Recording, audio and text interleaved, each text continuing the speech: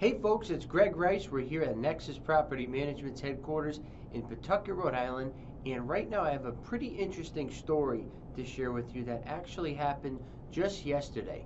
And up here in New England, we had some pretty severe windstorms yesterday with winds up to 70 miles an hour. So what happened was a tree actually fell over and onto two tenants' vehicles in a parking lot of a property that we manage. So unfortunately, one of the cars was totaled, and the second one had a great deal of cosmetic damage. So the paint was chipped, the windows were scratched, things of that nature.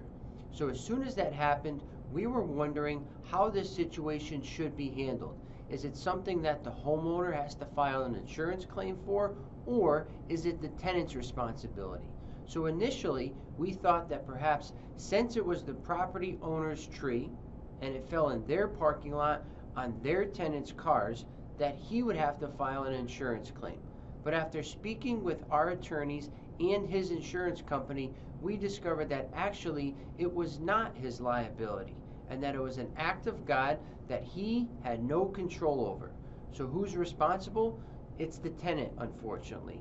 They have to file an insurance claim with their car insurance company, and hopefully it gets resolved that way. Okay? The only way that the homeowner would have been responsible is if the tenants told that homeowner that, hey, this tree is about to fall, it looks old, it looks broken, you should do something about it. And if that owner failed to act, that would be negligence. And if it did fall on the cars, he would be responsible. But in this case, it was a windstorm. Nobody could have predicted that this specific tree would fall on those cars at that time. Just a freak accident. So unfortunately, the tenant is responsible, the homeowner is not. So just like to share that with you.